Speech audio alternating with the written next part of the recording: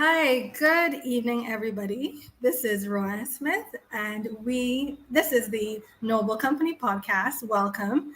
Thanks so much for joining us this evening. Now, this evening we're having a discussion about renewable energy. This is the first in a series of conversations that we will be having on the Sustainable Development Goals. As our societies work toward these sustainable development goals, there's been a lot of conversation around renewable energy. And what started in my mind as kind of a buzzword has become something that's actually really important. And so tonight we're going to talk about what renewable energy is it just a buzzword? Can the average person or business afford to invest in renewable energy? And finally, can we afford not to invest in renewable energy? And so to help me to have this conversation, we are going to talk to three experts in the area. The first person would be Dr. Shaherah Jordan, Dr. Legena Henry, and Dr. Terrell Thompson.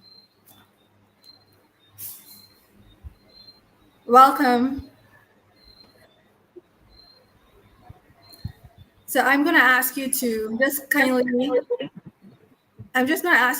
just give me a brief introduction of yourself. I'm going to talk to Terrell first. If you could just tell me a little bit about you. Well, actually, it looks like Terrell is stuck. Okay, Terrell is unstuck.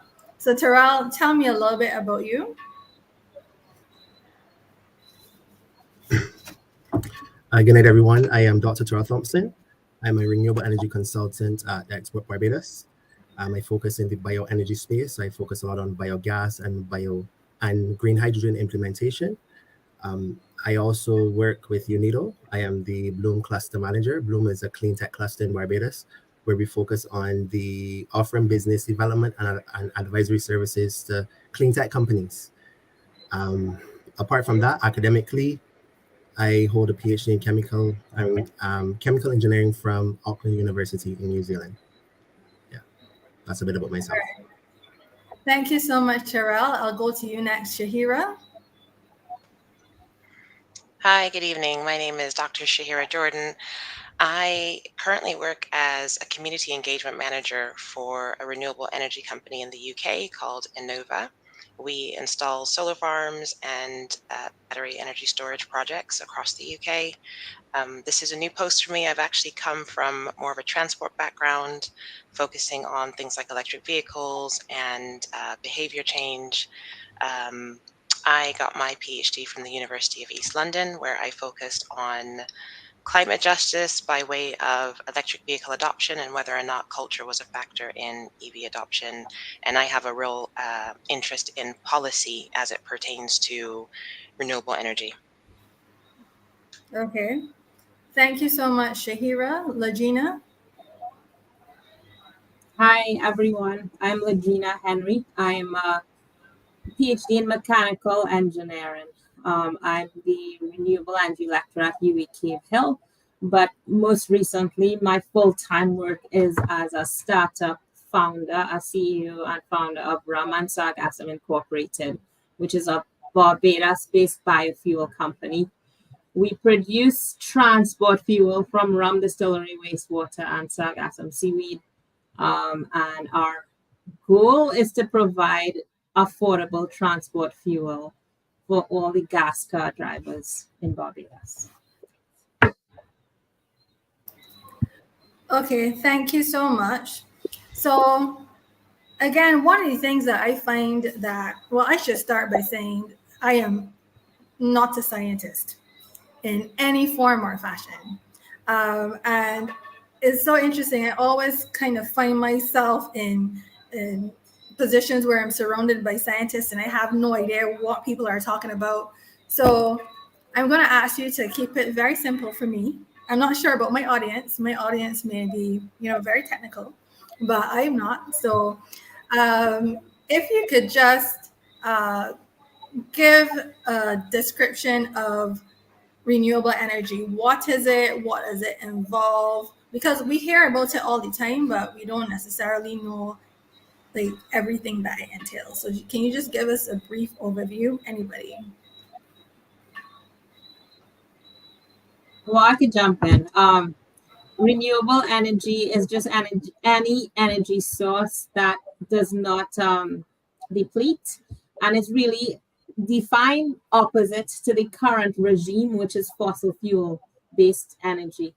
And the main benefit of renewable energy is that this form of energy is seen as the primary climate change mitigation tool.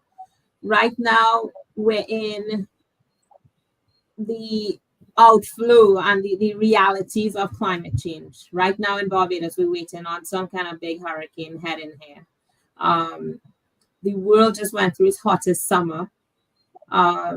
We see more and more harsh hurricanes every hurricane season. Cat 5 was just redefined because the first definition of Cat 5 hurricane is something you'll only see once in a human lifetime. And we've seen so many of them in the last 10 years. So climate change is bad. It's bad for everybody. So think of that as the big crisis that we're facing, all of us, as a human race. That's our major challenge right now, is climate change. The cause of climate change 100% is the use of fossil fuels, which is fuel produced from carbon that the earth by its natural systems had put away. And for millennia, it was buried away from the biosphere where we live and breathe and grow and eat and operate on the earth's surface. That carbon was just put away after years of just being buried under. So then it fossilized, thus the name fossil fuels. Right now, the current use of energy in the world for transport, for development, for everything, is primarily fossil fuel based. And so in an attempt to turn around the climate change crisis, we need to stop the use of fossil fuels and use other forms of energy that don't involve going down into the fossil to get carbon. So for example, my biofuel solution is a carbon solution. We're going to burn methane to drive cars and to power electric grids. But that's carbon that's already in the biosphere. So we're not adding new carbon and causing global climate change. And so any form of energy that avoids the use of fossilized carbon is considered renewable energy. So that's how I define it. Sorry if I said too much. I teach this course called Sustainable Energy Systems, and I just kind of dug from that. Okay. If I could just jump in as well, Legena, I was going to say that I thought that was very comprehensive, but I think it's also important. The social scientist here wants to say that a lot of the need for this is because as humans, the way that we are moving about and advancing, our behavior is driving a lot of this use. And it seems as though until we can get a handle on that behavior, something else has to be done about just the sheer pace that we're going through things. So it's a two-part thing for me, definitely 100%. There is the piece about, the carbon and finding other sources of energy. And on the meantime, there's people like me in the background trying to convince people to just slow down a little bit so that we're not going through things at the pace that we are. Sorry, Terrell, you were going to say something? Yes, I think that both of you, you were quite comprehensive in describing exactly what renewable energy is. I think for more context, I think there are various types of renewable energy sources. And Legena just mentioned one. She mentioned bioenergy, which is utilizing organic material and converting it into a value-added stream. But then there are things like solar energy. A lot of persons are familiar with solar PV. You have your wind, and that is capturing the sunlight and utilizing it. That is for heating, electrification. It can even be for the production of hot water. You have your wind, capturing the wind flow. So that's the energy from the wind flow. You have hydro, which you capture energy from the water flows. This would be in rivers and dams. You have geothermal, and that is the heat that is trapped in the Earth's crust that can be captured and utilized. You also have the ocean as well. That is one, looking at the tides. And then you have hydrogen, and that's the green hydrogen, which is a common one, generally from the splitting of the water molecule. So you capture the hydrogen, and that can also be utilized. So those are just a couple of examples of various forms of renewable energy. All right. So in Barbados, we are used to solar energy. For years, we've been using solar water heating. Um, I would say that sargassum is something new. And Terrell and Legena, this would be your area of expertise because Terrell, you would have looked at your PhD in looking at sargassum, and Legena, your company is called Rama Sargassum, and you come up with a formula for using sargassum to actually for fuel for cars. I'm not sure if it's for anything else, but yeah, for transportation. So if you can just tell me a little bit about how that's going, what the interest has been in it so far, um, if you think our culture is ready for something like this is in Barbados or even across the region. Sure. Thanks for that question.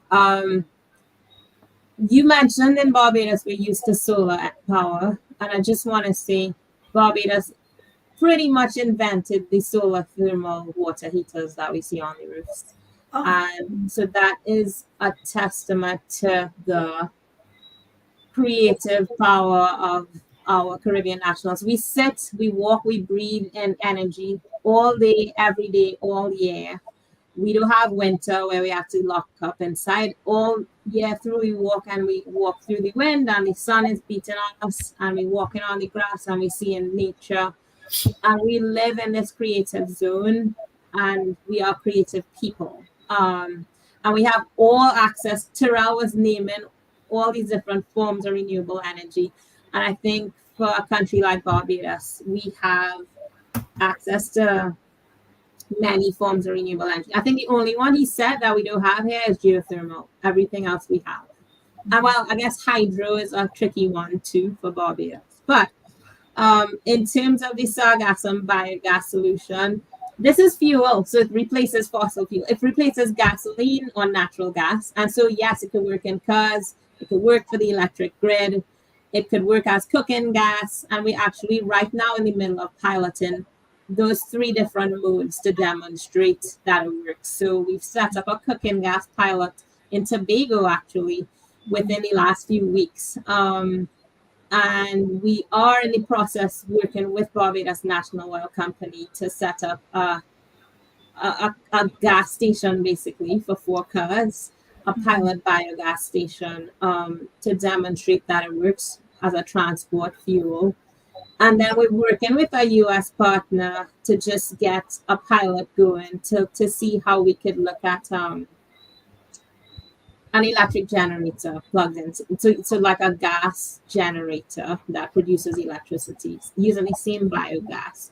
So I think it's the energy sector's best kept secret that all the things we use fossil fuels for can also be used with some tweaks to the technology. Biogas could be used, biodiesel could be used, and so right now, my company, we're in pilot phase to demonstrate this. I think people like me and Terrell believe this works, but the rest of the world needs to be convinced. They need to see something moving. They need to see some food cooking on some gas from sargassum. We need to see a car driving around on it, and we understand that. And so at Rum and Sargassum, our primary focus right now is getting pilots up and running, and with grant funded, and have been using grants to help us get to these working pilots. mhm. What I find really interesting about the whole sargassum, the use of it for biofuel, is just a few years ago, this was a major issue in Barbados and for the Caribbean. And so it was just this really pesky thing that everybody was really tired of. And you saw some persons harvesting it, and you were like, what the hell are you doing?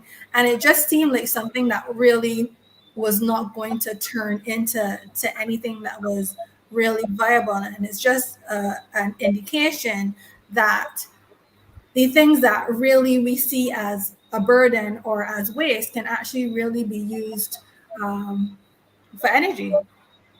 But in terms of long term, so we have the sargassum issue now, and the truth is, again, I'm not a scientist, but what I would want to know in terms of the sustainability of actually having access to these kinds of materials to keep something like that going.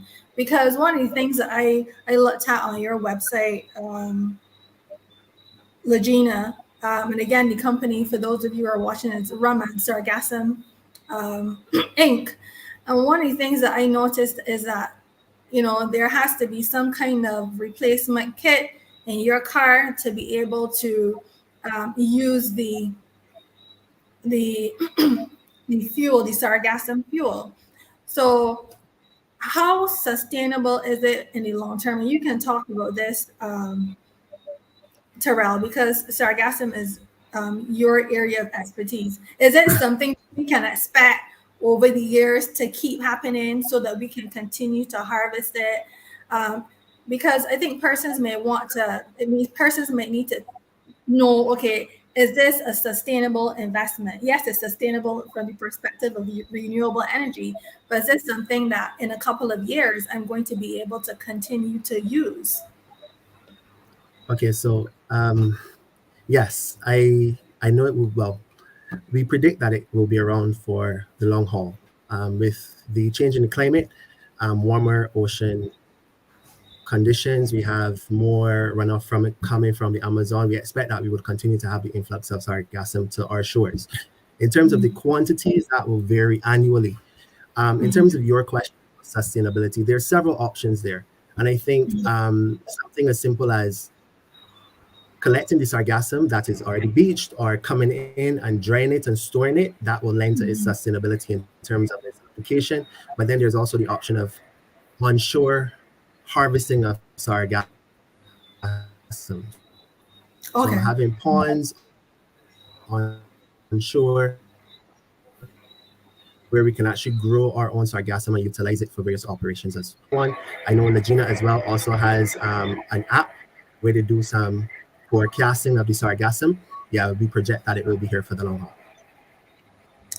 That's actually really interesting. I that's something that I never thought about, actually, harvesting it yourself. That's okay, that makes sense.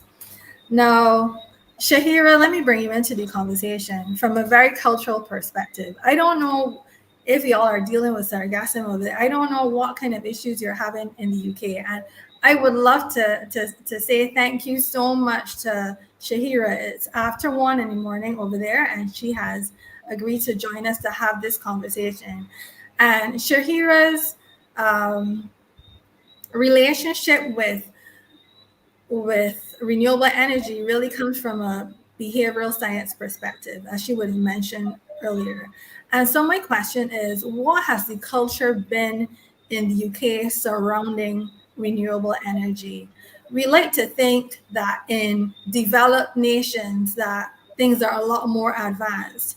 But as Legena, or was it Legena or Terrell? I think it was Legena that mentioned that in Barbados, we really pioneered the solar water panel. So from a developed nation perspective, what's the culture been like in terms of taking on board these renewable energy initiatives?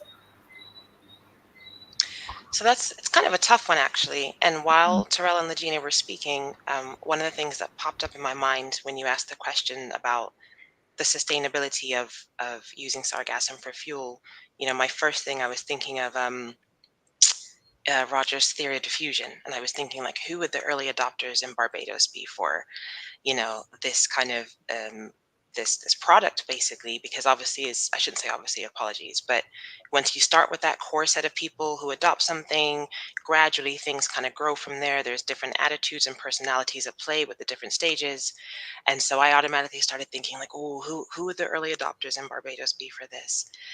But then when you talk about the UK, I think we have different motivators, and I'm now going to bring in Maslow, and I think when we're looking at Maslow's hierarchy of needs, and I'll speak for London specifically because for those who don't know, there's a big difference between London and the rest of the UK.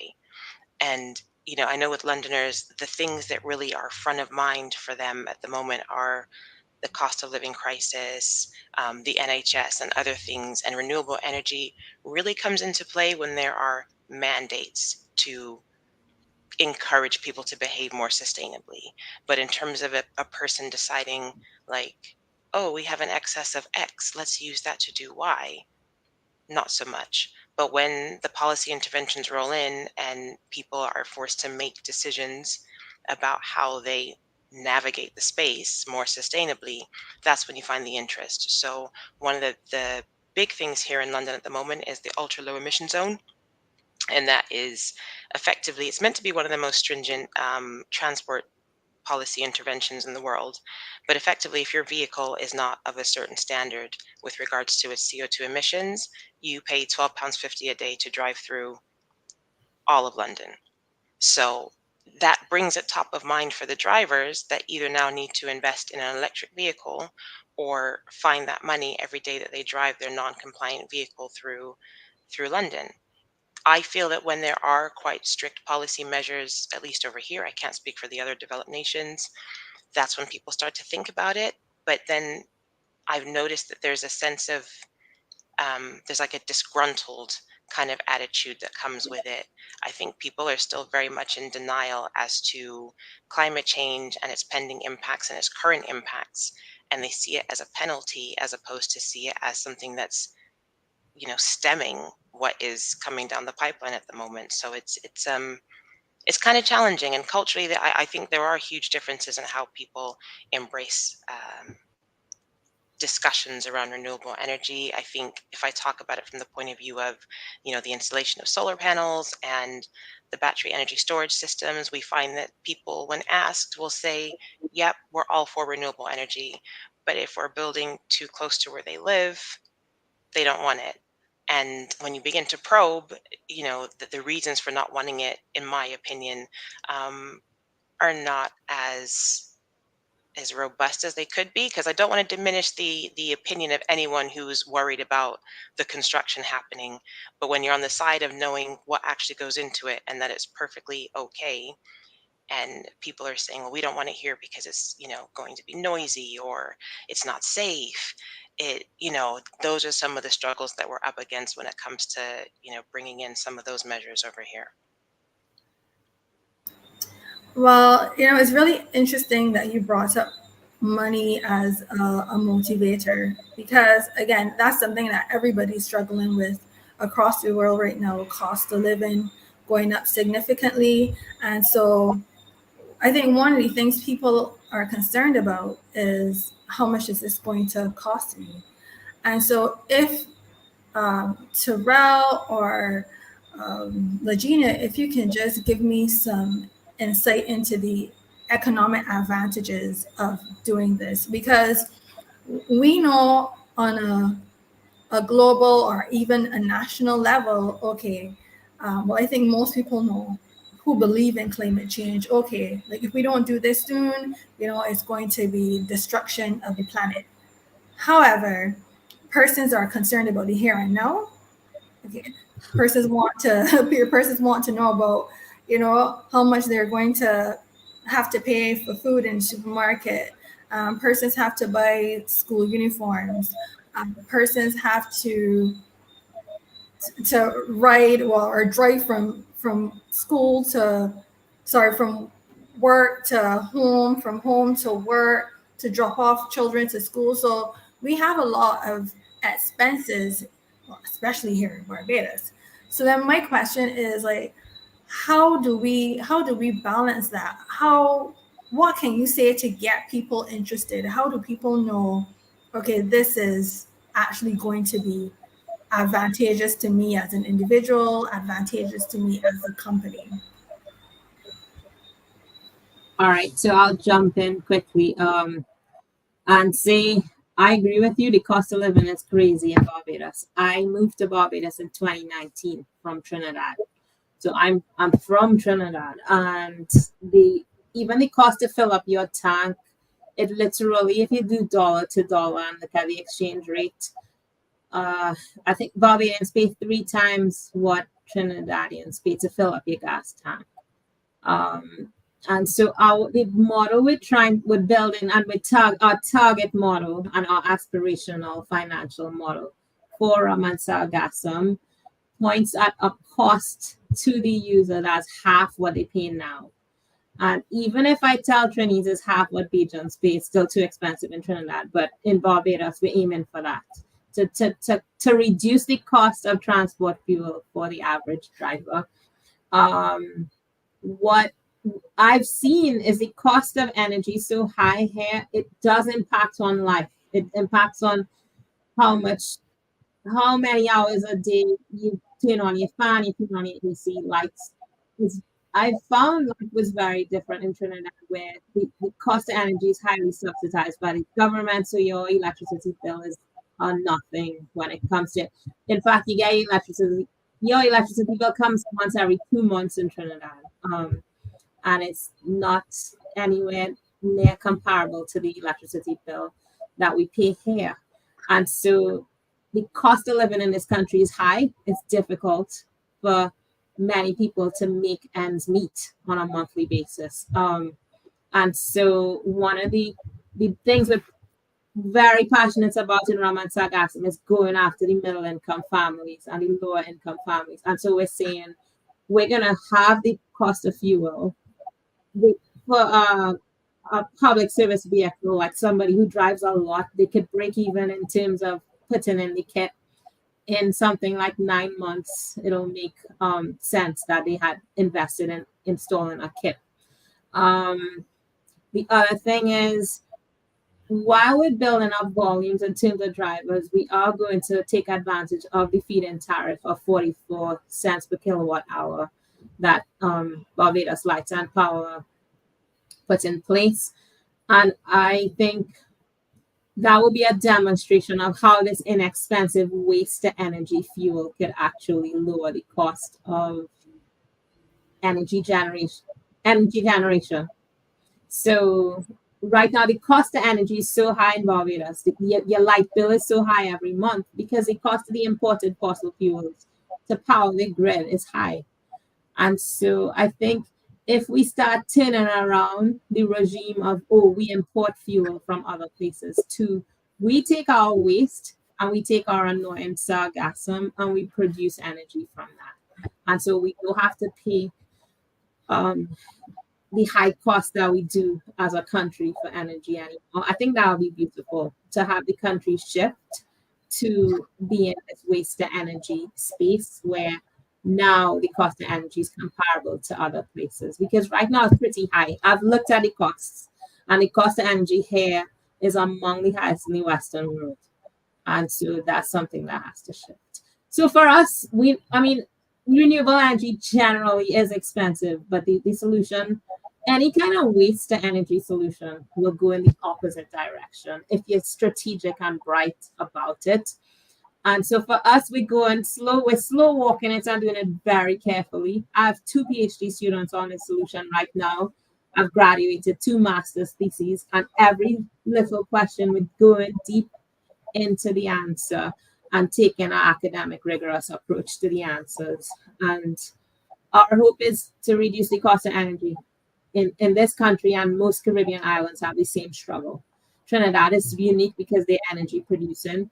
Many Caribbean countries have high costs of energy, and it's something that needs to be fixed. Yeah, and I want to add to what Angela was saying as well. One of the additional selling points to the Raman Sargassum concept would be the socio-economic benefits of the company. And these would be things like net job creation, because you would have to have a skilled labor force. You would have to have mechanics trained to put in the kits into the cars. So you actually create more job opportunities for persons with the reduced greenhouse gas emissions. Then you have better air and water quality. So you can speak about it in various spaces. In terms of the supply, then you have, as opposed to relying on non-renewable energy, you also have an inexhaustible and abundant energy source that can be utilized. So as many persons know, our costs at the pump depends heavily on the international oil prices. So that way we can control what we actually pay for the fuel, and we don't, the trickle-down effects of what is happening internationally, we don't suffer from. And then it also lends to increased energy security on island. So I think that's very important. Being having energy reliability. So those are all selling points of the company as well. All right, so there's been a lot of conversation around electric vehicles. So using sargassum and biofuel, that's something that's less discussed in Barbados. There's been a concerted effort by the government to get persons to buy electric vehicles or hybrid vehicles. How would you say that compares? I mean, if you know the answer, how does that compare in terms of energy efficiency, in terms of pollution, in terms of finances? Can I just say, so I actually had the privilege of working with some of the experts at UWI Cave Hill to write a kind of electric vehicle rollout plan for Barbados. And well, first of all, I don't believe that any one solution is a magic bullet to all the crisis. What we really believe in the renewable energy space is when you spread out the solution, then you mitigate the risks associated with any one solution. Okay, so the more diversity we have in the transport sector at the point of having converted away from fossil fuel, the more diversity you have, the better. Because you just reduce whatever risk is associated with one solution. That's one thing. But the next thing is the grid. So the electric grid has to be able to take on the load of a renewable energy, of an electrified transport sector. And any country, any major country, look at just the state of California in the United States. California cannot fully electrify their road traffic. 2 summers ago, there were heat waves in California, and people started, it was like entire neighborhoods with the AC pumping all day, and they started having blackouts. And then so leadership started putting policies in place for brownouts, where your city corporation would call you, or whoever would call and say, from 2 to 4 p.m. on Wednesday and Friday, you can't turn on any electricity in your house. So this was happening in California, in the United States, not last summer, 2023, but 2022. So I was on calls with people in California, and their lights were off, and they're like, yeah, I'm on my phone, I can't plug in, sorry for the darkness. And it was a real thing last year. It's a similar load if everybody in a neighborhood in Barbados plugs in their electric car any night. And so the grid is not ready for it. In fact, even now, with a lot of solar PVs installed around rooftops around Barbados, there's a whole backup, a kind of bottleneck effect right now. So for example, I have 5 kilowatts on my roof not being used right now because the grid is overwhelmed in my neighborhood in terms of how much solar PV is going into the grid, and they had to stop. And so the question of how much you can really use these innovations on an electric grid that was designed decades ago for a different purpose is that electric grids have to come a long way. So far, the optimistic picture is by 2030, when Barbados is fossil fuel free, only up to 20% of road traffic could be electrified. So then the question is, what is the answer for the other 80% of road traffic? And that is optimistic. In fact, right now there's around maybe 1,000 electric cars in Barbados of 121,000 cars driving on the road. And I think Barbados is probably getting close to capacity in terms of how many electric vehicles we could really support in our national electric grid until some kind of upgrades are made to the grid. So that's a real limitation. The next thing is the cost of an electric car. In fact, the first time I started thinking of biofuel as a transport fuel was when my undergrad students in my lecture put her hand up and she's like, wait. So we're all going to have electric cars by 2030. And she's like, I can't afford an electric car. And I stopped and I was like, me either. And so that summer 2019, I pulled 5 of the better students from that class, and we started looking at biofuel for transport for Barbados as an inexpensive alternative to fossil fuel free transport where you can't access electric vehicles. And so my solution is a low hanging fruit in terms of the finances and a family being able to afford that solution. And I think electric is more on the high end of the transition in terms of cost, but also there are real limitations technologically to how much you could electrify your road traffic. And so that is something I didn't think about or really know a lot about before I was deep in this space. And so I think the average person doesn't know you can just convert all the cars to electric cars. The average person doesn't know the grid actually has to have a role and a say in how much electrification of road traffic. And so it's really a question of public education. People need to start realizing that. I think the word has to get out there that one, you can't electrify everything, but also two, what we call in gas cars is just a car.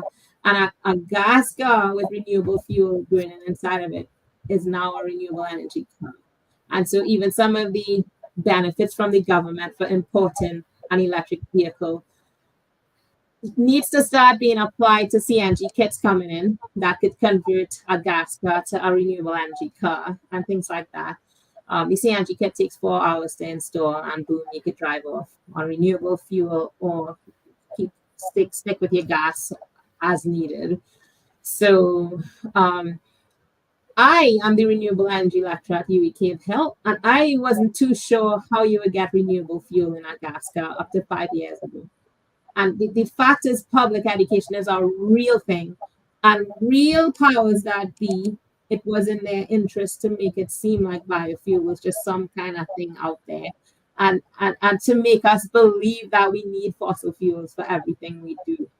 But no, yeah, much of what works on fossil fuels now, with some tweaks to the technology, can be used, powered by renewable biofuel.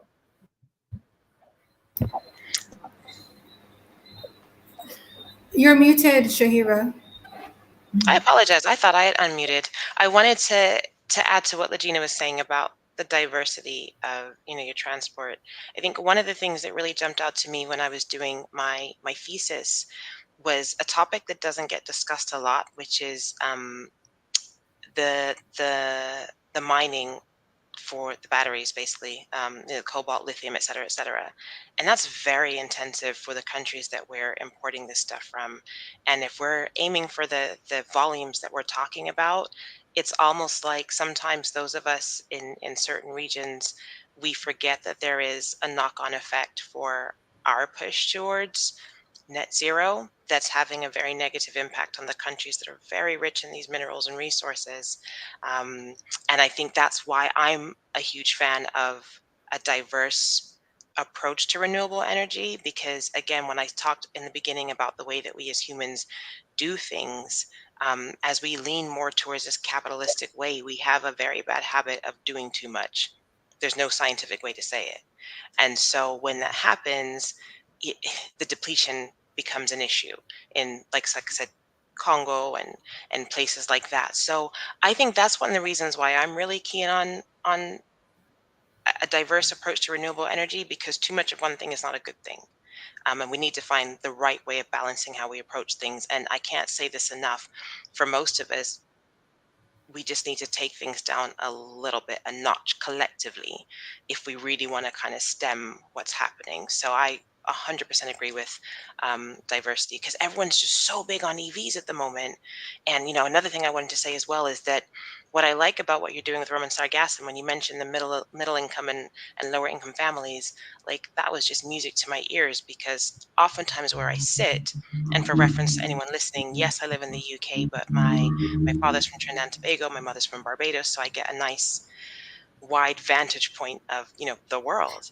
And sometimes I feel frustrated over here because a lot of interventions are literally designed for upper income families. And then all of a sudden, renewable energy becomes trendy. It becomes this thing that you're aspiring to do because it puts you in that upper echelon in society. When in fact, when you go into other countries, those things are just a way of life. They're just a way of life. And it's just like, I just really wish sometimes all of us could collectively, like I said, just take things down a notch, take that more human-centric approach to doing things. And I believe that actually adds to the diversity of thought when it comes to the issues of renewable energy, as well as in taking that generally diverse approach to how we use the buildings, how we use the roads, et cetera, et cetera. So I'm really big on the point you made about the diversity. What's really interesting about that point that you made, Shaherah, is I think we do kind of overdo. We kind of get excited about everything, and Terrell can identify because he lived in New Zealand as well. But you lived in Auckland, so I'm not sure. Auckland is a city, so I'm not absolutely sure how things work there. But when we think about reducing fossil fuels, I think of the amount of people that used to ride their bicycles to work. So we're thinking about the fact that we need to have electric cars, but we're not thinking about initiatives such as creating bike lanes. And well, actually, I don't want to say we're not thinking about it. I should say I haven't heard about it. The electric vehicles or the hybrid vehicles are the ones that are pushed a lot more. And the truth is, don't go and tell people that Rowan say that people should be riding bicycles to work because outside is extremely hot. All I'm saying is that there are alternatives that do not necessarily require a big investment, but can also take us to the place that we need to get. So this is me, yes, agreeing with the diversity in approach. Terrell, Yes, I wanted to jump in here. Yeah, I wanted to jump here quickly. One of the key components, I think, during my study in New Zealand that I noticed is that persons there sort their waste, and I think that if we're talking about diversifying the grid, then it is or diversifying the renewable energy outputs, or we can look at biogas in particular, which is what Legena is doing. And in order to facilitate that, we need to start small. And something as simple as sorting our waste. So we know where, we put our organics here, we put our inorganics here. This may go to the landfill. This can be recycled. Then the organic components go and it can be converted to something for value. I think in the region, in the Caribbean region, we don't see value in our waste. We just see it as waste and something to be disposed of. If we can change that mindset, then persons may be more inclined to engage. Sorry, go ahead, Legena. Even when you're talking about the bikes, so one of my friends in the UAE, she's big on why are we talking about electric cars? We should be talking about bike lanes. She said it. But I just looked. So where I am now and where UE is just a 5K from my house. Like I walk/jog a 5K every Saturday morning, and like that's exercise. But why don't I feel like some days now I just walk to campus? And I know it's hot outside, but the fact is we just got so comfortable. And to speak to the point of maybe everybody should just do a little less, and actually a little less will be more. I was recently watching this thing on Netflix about blue zones, these places in the world where people live to over 100. It's like a mini series on Netflix. And one of the things that was common to all the blue zones was walking. And so the guy looked at like 9 different places around Italy, Greece, somewhere in South America. So he found these places where they had more than average people living to over 100. And he mapped out, like a scientist, all the different factors that were common to all these different things. And then in the end, he tried to design a blue zone in a Midwest town in the United States. And one of the first things they did was have bike and walking kind of like they made sure there was a walking path from the city center to the five main neighborhoods. And so encourage more walking. Like, come on, you can walk to the grocery.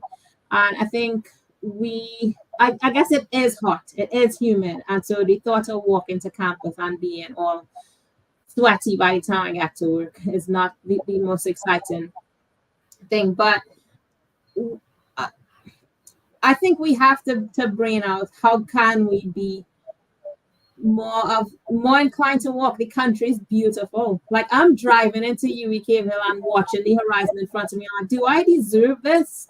Driving down any traffic, waiting on the red light to change, and this vista in front of me, the beautiful, massive blue ocean, island paradise. And I mean, and when you walk it, you see it more, and you're happier. And so I think we have to put some thought in this whole energy transition question into how do we incorporate more walking and biking and things like that, because we'll live longer as a society. People will live longer. We'll get rid of some of the problems we have, like diabetes and heart disease, which is too common in our small islands. And I definitely think a lot of the distances I work with are walkable. So yeah, that's some kind of thing to think more about. I know it's hot, so I'm not gonna. Yeah.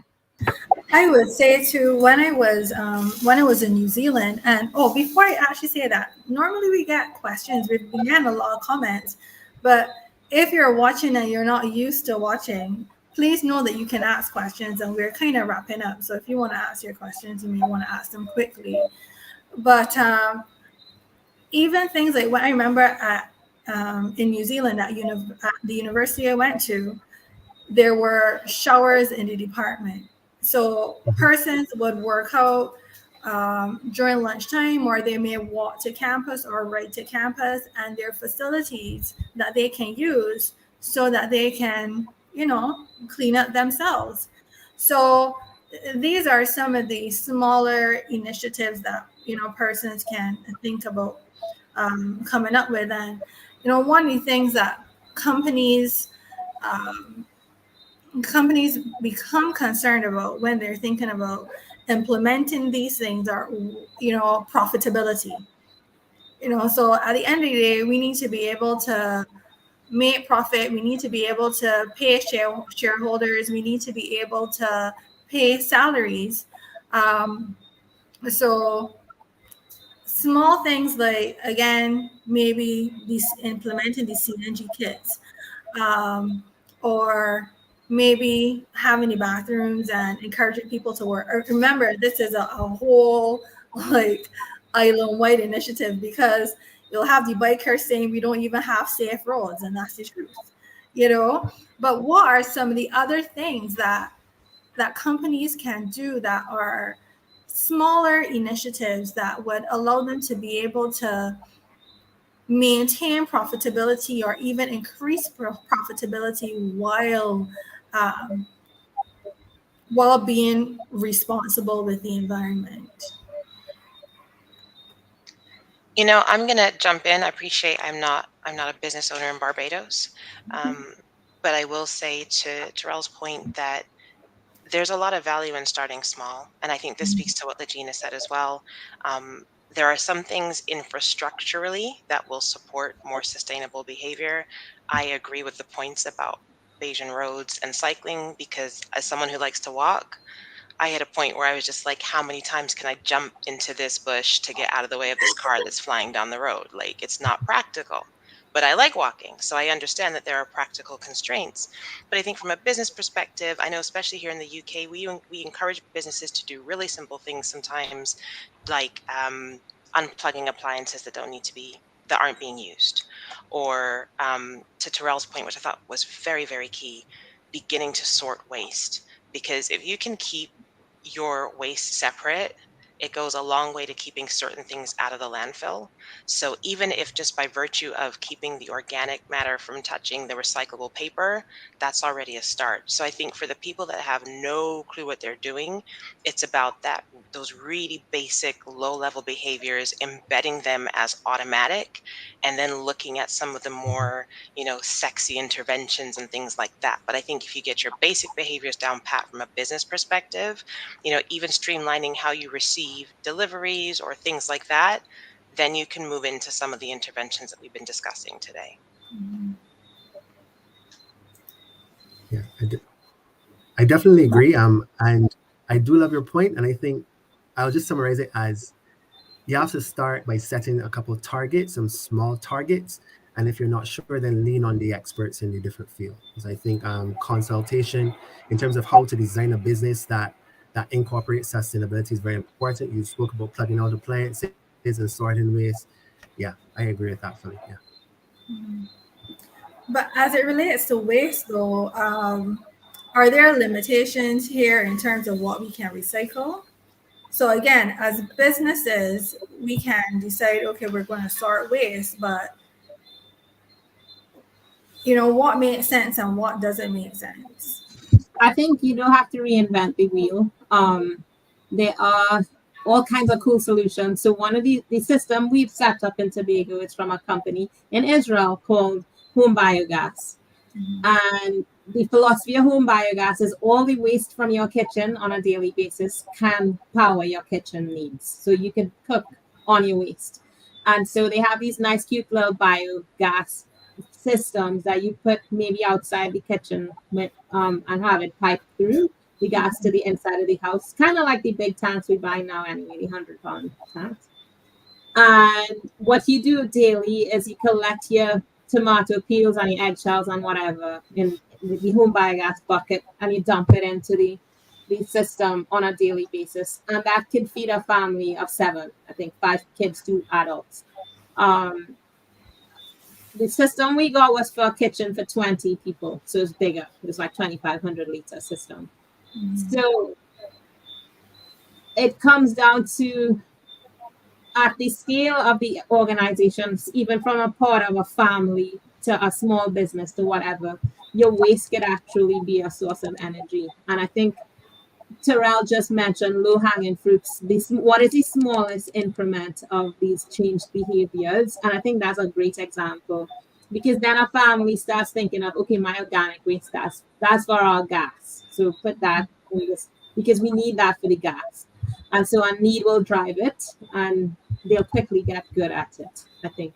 So that's one example of how you could make it on a micro level for a small group of people. And then it's driven by cost, and it's driven by, we want to save, we don't want to pay for gas.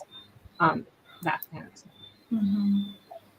All right, so it looks like we have 2 comments here from Tony. Tony says, LOL, bicycles to work if only we had the cycling lanes. And Tony lives in the Bahamas, so they're having the same challenges there as well.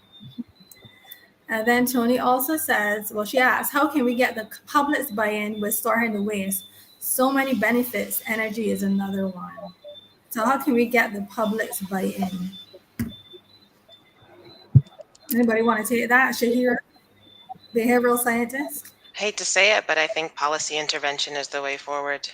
And that's whether that's government assisting people to find the mechanisms to do this, or whether it's, I hate to say it, but levying penalties or introducing incentives. But I think policy is when people respond. I'm not necessarily supporting, levies. I'm just saying that the things that get people to move normally either benefits your pocket or impacts your pocket. So as much as I really wish we were a society that would move just based on a benefit, where you see the action is where there's typically a policy intervention. When I think again about when I was living in New Zealand, it's so interesting, Tara. I think you were back in Barbados when it happened as well. When we got the garbage bins, so we got these small recyclable, the blue bins, and we got the bigger bins, and I was really excited because I was like, okay, So we have the glass bins because where I lived in New Zealand, the smaller blue bins were for glass, and the bigger ones that we got were for recyclable materials. And then you actually use plastic to put your bags in. So the government actually had particular plastic bags, and they actually legislated how often you put these things on the road. New York has similar systems as well, where the garbage truck passes on one side of the road on one day, and then on the next day they go on the other side of the road, and you have to recycle. And I find it really interesting that we do have some of the capability here by virtue of the fact that most, if not all, of the homes in Barbados have the bins.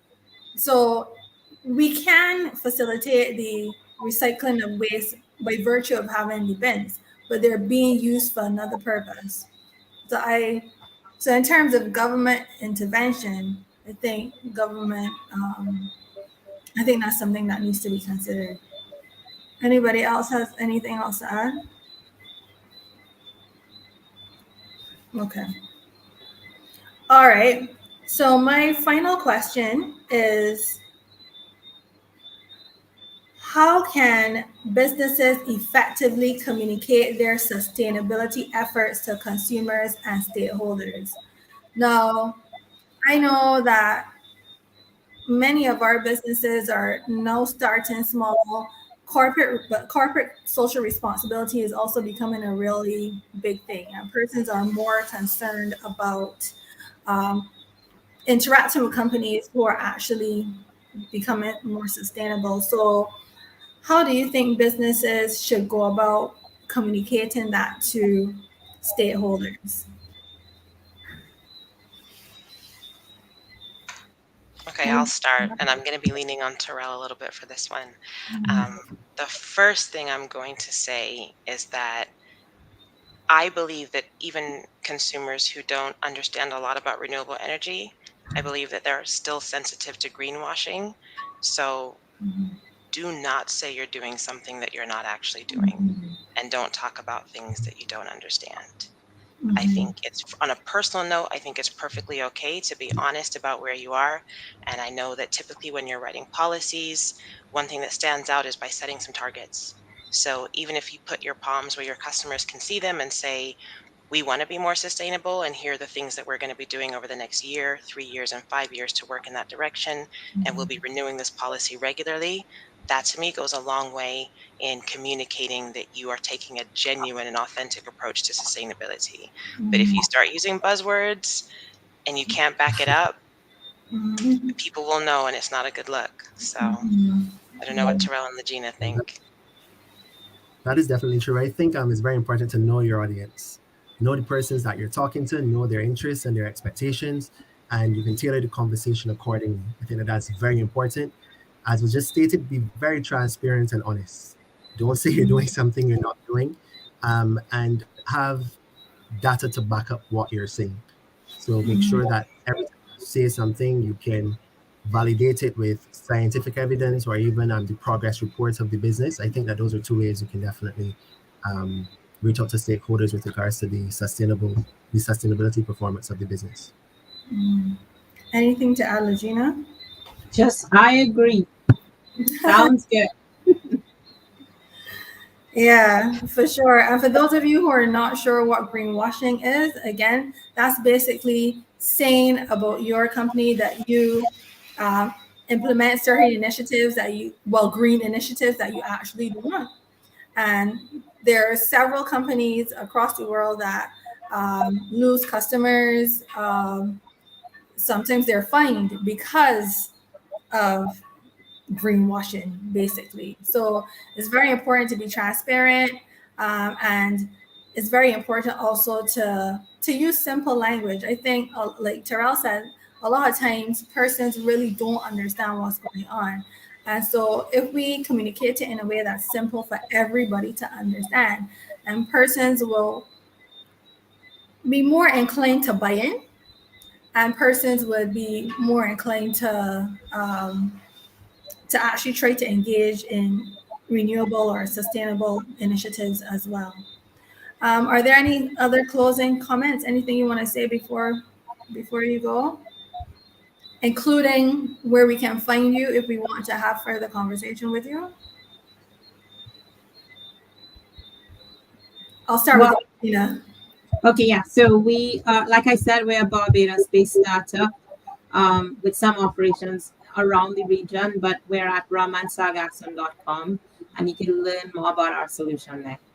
Mm-hmm. All right, Terrell. Yes, well, you can find me. I'm the Bloom Cluster Manager, Barbados Bloom Cluster Manager. We are located at Newton Industrial Estate, and that is, we are under the ownership of Export Barbados. If you have a business in the clean tech space, if you're an entrepreneur, you're looking for assistance with business development, advisory services, you can find me or find the cluster, bloomcluster.com or .org, sorry. Yeah. Mm-hmm. Are persons also able to reach out to you to get in contact with persons who offer clean tech initiatives? Yes, they're definitely open, yes. This would be T. Thompson at bidc.org. Okay, T. Thompson at bidc.org. Shaherah? Yes. Hi, yeah, I mean, LinkedIn, I'm more than happy for people to reach out to me on LinkedIn if they have questions around electric vehicle adoption or battery energy storage systems or anything like that. So I'm open. Mm-hmm. Okay, perfect. Thank you so much, guys. This was a really valuable conversation for me. I actually learned a lot from it. Like I said, I'm definitely not a natural science person. So this was a lot of learning for me, and I hope that it was also very valuable to the audience. We have someone saying, great panel tonight. Thank you so much. It's really great to have all of you, and we look forward to having you on our next discussion. That will be at the end of November, and it will be our last podcast episode of the year. So be sure to look for me on LinkedIn or on Facebook at SS School of Business. You can also look for Sanderson-Smith School of Business on YouTube. And there you can click the notification button to make sure that you are following what's going on so that you can keep up to date on when the podcasts are coming out. You can also follow me on LinkedIn at Roanne Smith if you want to get in contact with me, to get in contact with any of the persons on my panel, or to just see, what we're doing, what the Noble Company is doing. So continue to take care. Have a great night. For those of you in Barbados, there's a tropical storm that's approaching. And so be very careful. And I wish you all a blessed night. Thank you so much. Bye, everybody. Bye. Bye.